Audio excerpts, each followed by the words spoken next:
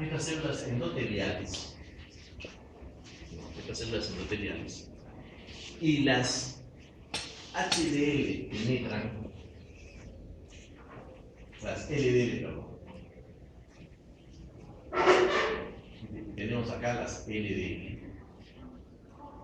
Hay dos posibilidades de que estas lipoproteínas de baja densidad tengan una oxidación leve o que tengan una oxidación importante. La diferencia está en que la oxidación leve no agarra, no compromete la matriz proteica de la molécula. En la oxidación extensa sí se compromete la matriz proteica, ¿no? Y va a generar una serie de cambios que lo vamos a ver ahora muy rápidamente. Cuando se produce la oxidación leve, vamos a hablar de la oxidación leve. Esta oxidación leve hace de que se produzcan, que estas células endoteliales produzcan tres factores. Un factor quimio atrayente, factor quimio atrayente,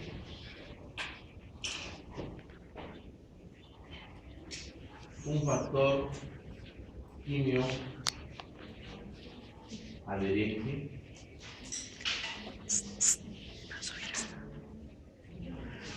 y el tercer factor es un factor estimulador de colonias.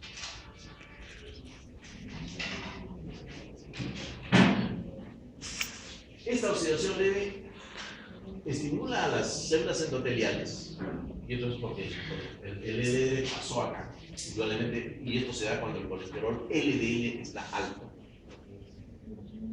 Cuando el LDL está elevado, es un factor de riesgo para que esta situación se produzca. Entonces, este colesterol LDL, si tiene una oxidación leve, y así comienza como oxidación leve, va a producir tres factores. El factor quimio atrayente, ¿qué cosa hace el factor quimio atrayente? El factor quimio atrayente hace de que el monocito que está acá, que está circulando, el monocito venga hacia la célula endotelial, lo atrae. Es un factor quimio atrayente. El otro factor, que es el factor quimio adherente, hace que este monocito se adhiera acá, se adhiera al endotelio, a la membrana endotélica. Pero esta adhesión va a facilitar que luego el monocito ingrese, un tanto deformado, hacia el interior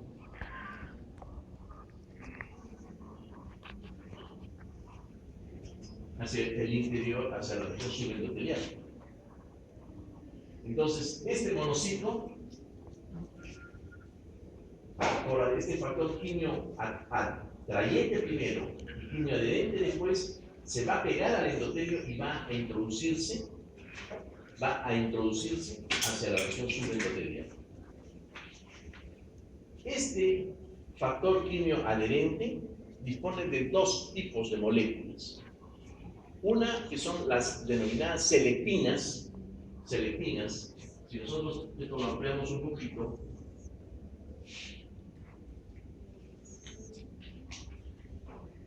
estas selectinas están situadas en la membrana de las células endoteliales y se va a producir un fenómeno de rodamiento. Los monocitos se posan acá y van a ir en esta dirección como que si rodaran.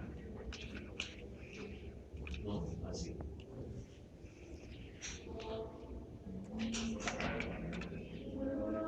Para luego que pasan por estas selectinas, van a pasar por otro tipo de moléculas que se denominan las integrinas.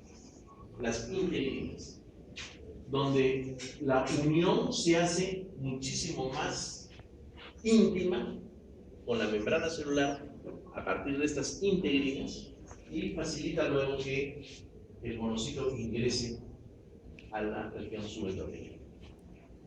Estando ya el monocito aquí, y está el monocito acá, el factor estimulador de colonias, que es producido por estas células endoteliales debido a una oxidación leve, este factor estimulador de colonias hace que este monocito se convierta en macrófago. El monocito se va a convertir, gracias a este factor estimulador, se convierte en macrófago.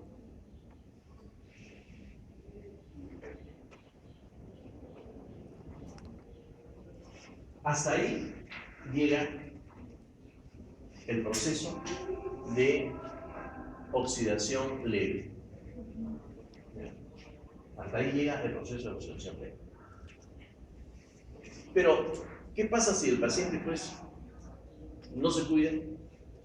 Sigue con el colesterol elevado, sigue con las LDL muy altas y las HDL bajas. Entonces, el proceso de oxidación leve ya no va a ser leve. Con el tiempo, este proceso se convierte en oxidación extensa, oxidación severa, donde se ve comprometida ya la matriz proteica de la lipoproteína. Entonces, este proceso de oxidación extensa se llama,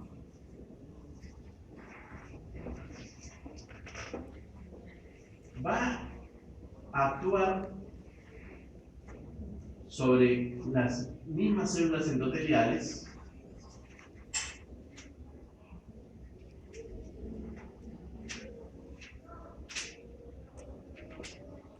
este proceso de oxidación extensa va a actuar sobre las mismas células endoteliales para que produzcan también otro tipo de factores.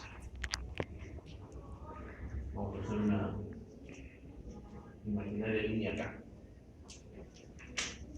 El primer factor que va a producirse por esta oxidación extensa de las lipoproteínas es un factor inhibidor del activador del plasminógeno. O sea, se produce un factor inhibidor del activador del plasminógeno.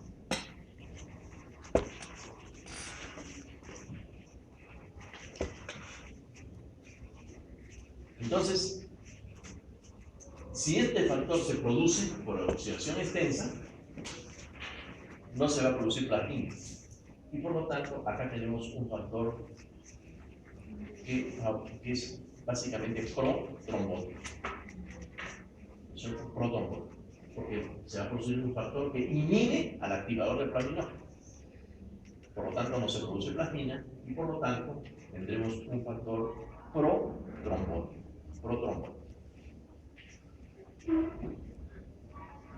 Luego vamos a tener otro factor que es el factor de citotoxicidad directa, y así se denomina, factor de citotoxicidad directa. Este factor de citotoxicidad directa va a dañar a la célula endotelial. La va a dañar. Y en tercer lugar,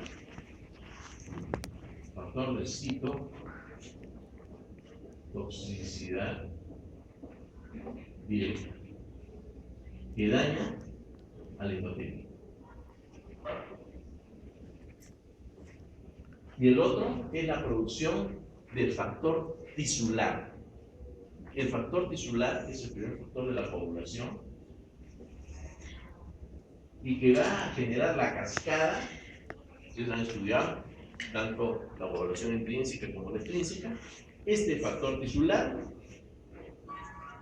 va a generar toda la cascada de la coagulación.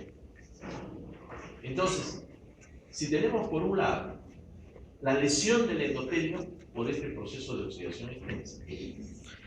Si tenemos, por otro lado, la producción de un factor tisular que genera la cascada de coagulación, y por otro lado tenemos la producción de un factor que inhibe al activador del plasminógeno, tenemos tres factores importantes que van a generar un efecto pro-trombótico. Pero este proceso de oxidación extensa no solamente queda ahí, tiene otras acciones más. Hace de que los macrófagos, estos macrófagos que se convirtieron a partir de los monocitos por acción del factor estimulador de colores, los factores estimulantes de colores, estos macrófagos se conviertan en células espumosas, se embeban de gran cantidad de colesterol gracias a la oxidación extensa. Estas se llaman las células espumosas. Los macrófagos se convierten en células espumosas porque se embeben de gran cantidad del colesterol de las LDL, ¿no?, hasta reventar. Y ese colesterol al final va a ser extravasado en la región subendotelial y va a generar la aparición, ¿no es cierto?, de la placa aterosclerótica. Ese es un efecto ya producto de la oxidación extensa. La oxidación extensa facilita de que estos macrófagos se conviertan en células espumosas. Pero hay otros factores que generan la oxidación extensa de la LDL. Una de ellas es la liberación de citocinas y de un factor que se denomina un factor de crecimiento, que tiene además propiedades angiogénicas. Este factor de crecimiento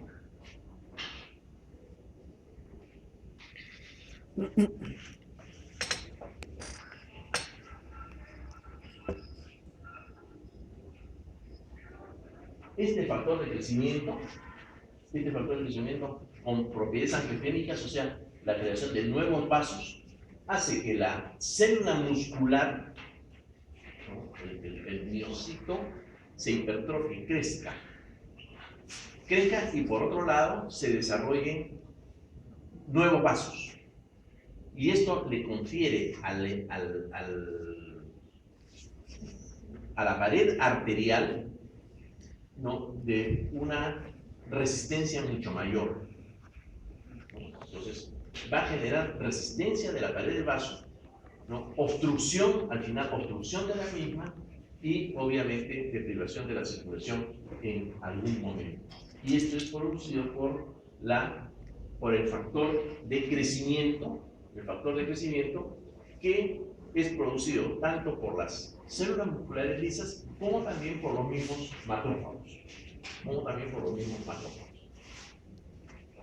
Los linfocitos T, que también pueden penetrar a la región subendotelial, también hacen que por sus citocinas activen los macrófagos. Los linfocitos T producen citocinas y estas citocinas actúan sobre los macrófagos para que los macrófagos se conviertan en células espumosas y produzcan factores de crecimiento. Entonces, a todo esto nosotros denominamos la disfunción endotelial. Acá ya los factores que estaban en perfecta armonía ya pasaron a la historia y el endotelio comienza a alterarse. La extravasación de colesterol en la región subendotelial producida por estas células espumosas, ¿no?, estos macrófagos que fueron en un principio y que se cargaron de colesterol y se rompieron en la región subendotelial, aunado a la producción de factores de crecimiento generados por las células musculares lisas y por los mismos macrófagos, va a generar que la pared del vaso que no sea la misma, va a ser una pared engrosada, con neovascularización, con placas ateroscleróticas, porque la placa aterosclerótica, que es generada en un principio por la transfusión de colesterol, a eso se agrega el calcio. Ahí va a precipitar el calcio, ¿no? Y vamos a tener